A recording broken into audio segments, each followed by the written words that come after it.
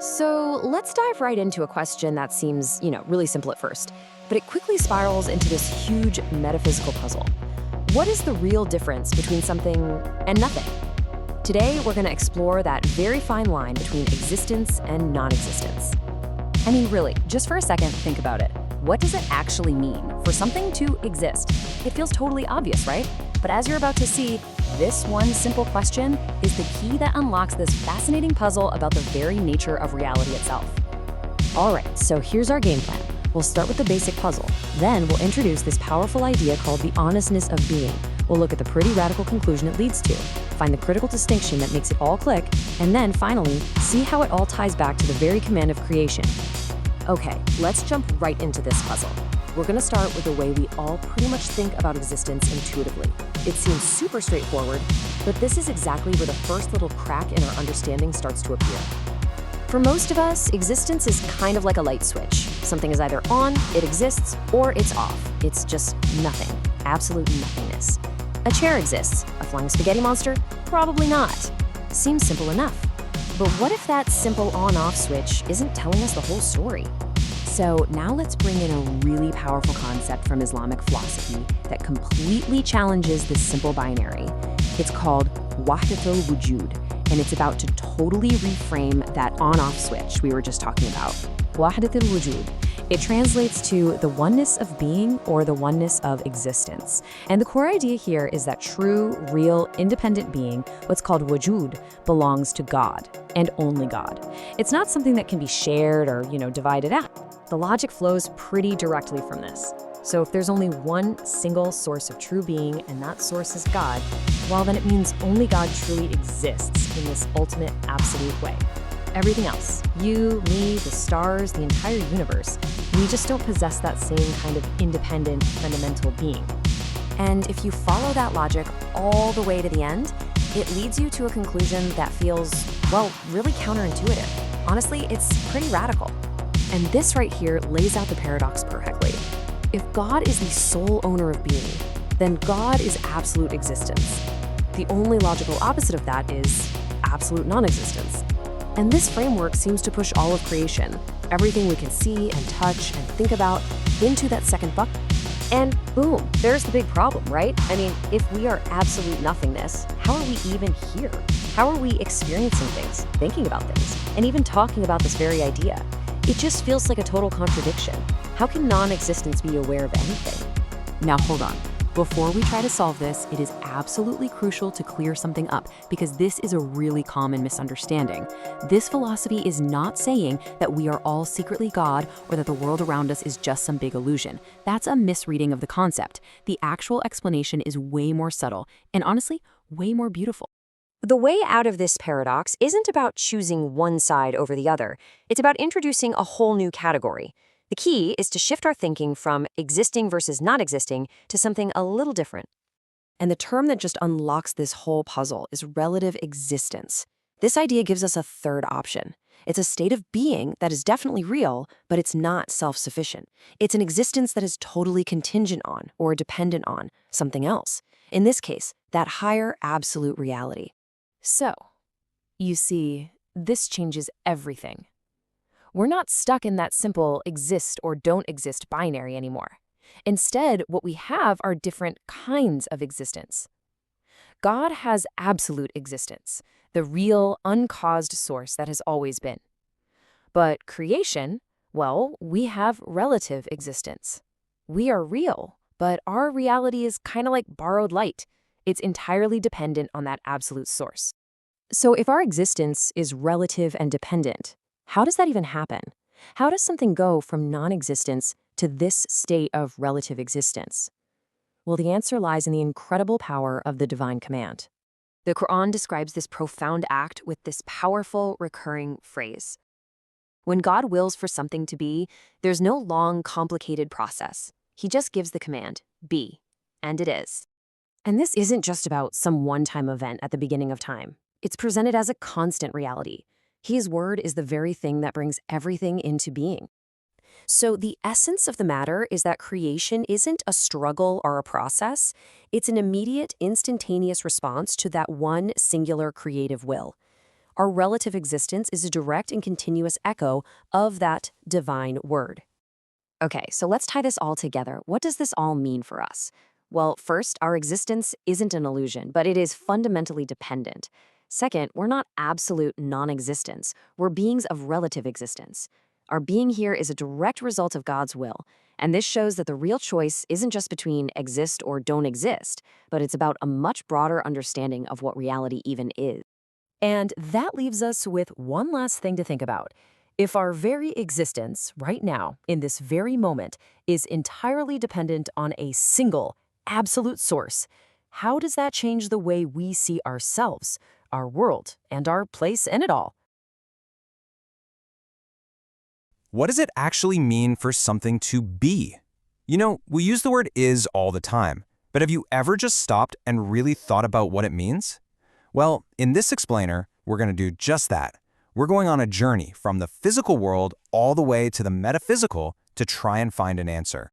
So let's just dive right in. We're going to build this whole idea from the ground up, starting with the most basic, common-sense evidence of existence. You know, what we can actually perceive, what we can see and touch. And then we're going to take it way deeper, into the realm of what we can understand with our minds. All right, here's our game plan. We'll kick things off with a simple definition based on our own perception. Then we'll look at a fascinating ancient insight. And from there, we dive headfirst into a huge paradox before we finally arrive at a really profound answer. It's going to be quite a ride. Okay, let's start with the most basic definition we can think of. One that's really just rooted in our own awareness and how we experience the world around us. So on a purely physical level, we know something is because it affects us, right? It changes our consciousness. A sound interrupts the silence. An object you want to touch limits where your hand can go. See, if something is totally outside our perception, then for us it's kind of like it's nothing. At this very basic level, existence is all about interaction. And just think about what this really means for a second. We never truly interact with the thing itself. We only ever perceive its effects on us, the vibrations in the air, the pressure on our skin, the photons hitting our eyes. Our entire perceived reality is built on these indirect signals. It's pretty wild when you think about it. Now, here's where it gets really interesting. This very modern, scientific way of looking at perception, this idea that we only see the effects of things, it actually has an amazing parallel in Scripture that was described more than 1,400 years ago. Just listen to the incredible precision of that language. The verse makes a super clear distinction between the fire itself, that's the source, and the light that it gives off, which is the effect that lets us see it. It perfectly separates the object from how we perceive it. And this chart just lays it out so clearly. Just like modern physics, the verse explains that what we actually perceive is the effect, the photons hitting our retina, not the source itself. Take away that effect, take away the light, and the source becomes impossible to perceive, even if it's still right there. Okay, now let's see how this idea of perception builds into something way more complex. We're now moving into the world of metaphysics with a concept called Wahdat al-Wujud, which basically means the unity of being. And this is where the definitions start to get really deep. So, the core idea here is really powerful. It says that if God is the one, single, ultimate reality, then only God can truly possess independent being or wujud. It just makes sense, right? If there's only one true being, that being has to be God. But this leads us to a huge paradox, one that has puzzled thinkers for centuries. If only God truly is, if only God has absolute being, then what does that make everything else? Compared to God's absolute being, it seems like all of creation is, well, nothingness. So how do we solve this? How can we possibly exist if, when compared to the absolute, we're basically nothingness? Well, the solution isn't to say we don't exist. The key is to understand that there are two very different types of nothingness. And here is the crucial distinction. Creation isn't absolute nothingness, a complete void where nothing could ever come from. No, it's what you could call a relative nothingness. Its existence is entirely dependent. Think about it like a shadow. A shadow is nothing on its own, but it becomes something because its existence depends completely on an object and a light source. And this simple two-step logic completely solves the paradox. God's being is absolute, it's uncaused, it's independent. But creation's being, that's relative. It is caused and it is completely dependent on the absolute. We exist, but only in relation to the one absolute being. Now, this distinction between absolute and relative being is so important because it helps us avoid a very common and pretty big misunderstanding of this whole idea. A common mistake people make is to think, okay, if God is the only true being, then we must be a part of God, or maybe a manifestation of Him. But that's not it at all. The idea is not that we're a little piece of God, but that we are something created entirely distinct from Him. And here is the key. Our existence doesn't flow out of God's being. Instead, it's a product of His will and His command. It's an act of creation that is totally separate from His own essence. I mean, this powerful verse from the Quran just captures the idea perfectly. Creation is brought into being by a command, be, and it is. It's a direct result of divine will, not some kind of transformation of the divine being itself. So, with all that in our back pocket, we can now introduce a new framework. It's really just a simple shift in our words, but it makes this entire relationship perfectly clear and solves all those paradoxes for good. So let's just shift our vocabulary a little. Instead of getting all tangled up in this confusing idea of being versus nothingness, let's reframe it. Let's think of it as the real versus the existing. This simple change captures the relationship we've been talking about so much better. And here it is, the final distinction. God is the real, singular, absolute, uncaused, and eternal. And we, and the whole universe, we are the existing, relative, caused, and completely dependent on that one reality. See? The real always is. The existing began to be. And that brings us to our final, synthesized answer. We've gone all the way from a simple perceptual definition, that to exist is to change our consciousness, to a really profound metaphysical truth, that to be means to have a dependent, relative existence brought into being and constantly held in place by the one absolute reality. And so that leaves us with one final thought to ponder. If we are the existing and God is the real, what is the truest, most authentic way for us to live out this dependent existence of ours? What does it really mean for us to be real?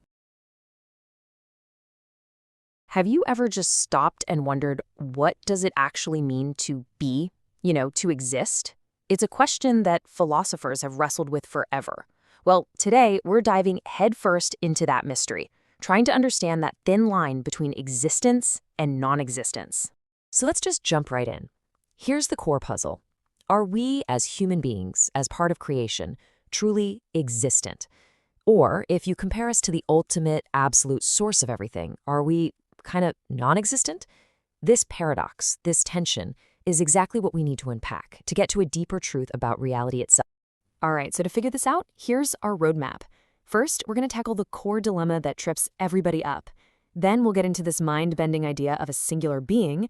We'll have to bust a pretty major myth, and then we're going to completely reframe the whole conversation.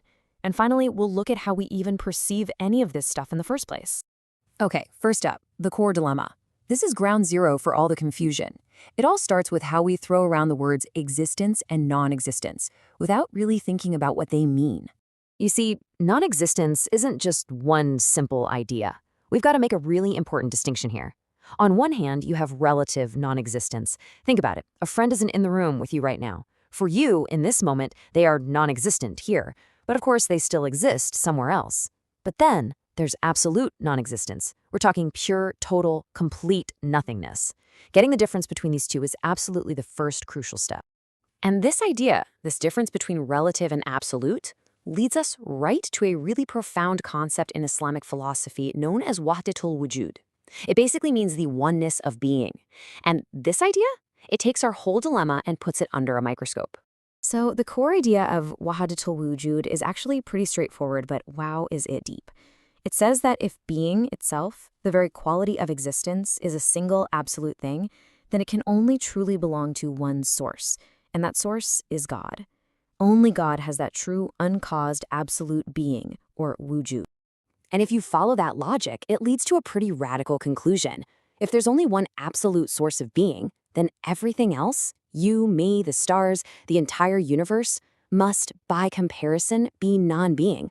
Our very right to claim existence suddenly gets a little shaky. So this sets up what looks like a very neat, logical separation. You've got God on one side, absolute existence, and you've got creation on the other, absolute non-existence. It seems clean, but this simple idea actually creates a massive logical contradiction that we have to solve. And that brings us right to the critical flaw, the big misunderstanding that happens when you take this idea too literally. This strict black and white view of absolute existence versus absolute non-existence. It creates a paradox that just doesn't work. I mean, here's the question that just shatters the whole thing. How can something come from absolute nothingness? If creation was truly, absolutely non-existent, then there would be no potential, no connection, nothing to work with. It would be impossible for it to ever, well, become anything. And this logical dead end is what leads people to a very common and very dangerous misconception. They think, well, if only God truly exists, then our existence must just be God's existence, just in a different form. This idea that we're all just little pieces of God is a fundamental misunderstanding. Okay, so it's pretty clear that this whole existent versus non-existent framework just isn't working. It's a trap. It leads to contradictions and wrong ideas. So what we need to do is throw out the old terms and completely reframe the debate. And the solution, the game changer, is to just change our words. Instead of thinking in a binary of existent versus non-existent, let's try a new one, real versus existent. This little switch in language, it changes everything. So what does this new framework actually mean? It means God isn't just existent like a rock or a tree is existent. God is the reality, the absolute, uncaused, fundamental bedrock of everything. Creation, on the other hand, is existent, but our existence is totally relative, totally dependent on that ultimate reality for every single second that we are here. And this is the key that unlocks the whole puzzle. We are not little pieces of God's being. Our existence isn't an extension of His essence. No. Our existence is a product of God's will. It's a deliberate, conscious act of creation. And Scripture backs this up beautifully. The Quran describes creation as a divine command. His command is only when He intends a thing that He says to it, be, and it is. It's not a slow diffusion of being. It's an instantaneous act of will, of power. Our existence is literally willed into being. So now that we have this much better framework, real versus existent, let's see how it completely changes our understanding of something we do every single moment. Just perceiving the world. How do we actually know anything at all? Let's bring this right down to earth. What does it really mean for something to exist for you? It's simple. You know something exists because it makes an impression on you. It alters your consciousness. You know a wall exists because it stops you. You know music exists because it makes you feel something. It has to affect you. This leads to this amazing two-step process of knowing. First, we directly perceive the existence, the created world. We see the mountains, we feel the wind, it's direct experience. But then, by thinking about these things, by reflecting on them, we start to indirectly perceive the reality, God. The entire universe becomes like a giant book of signs, all pointing back to its author. So what's the big takeaway for knowing God? It means that because we can only perceive the reality through its effects in the created world, the only things we can ever hope to understand are God's actions, His af'al, and His attributes, His sifat. His fundamental essence, His dhat, is always going to be beyond our direct comprehension. And this just brings us full circle to that incredibly profound and humbling statement in the Quran. There is nothing like unto Him. The reality is fundamentally different from everything else. It's beyond any category or comparison our little human minds can come up with. And that leaves us with one final, awe-inspiring question to just sit with. We exist because the reality willed us to. We can see the signs of the reality everywhere we look. But if its true nature is something we can never fully grasp, what does it truly mean to know it at all? Now, that's a question that can change how you see absolutely everything.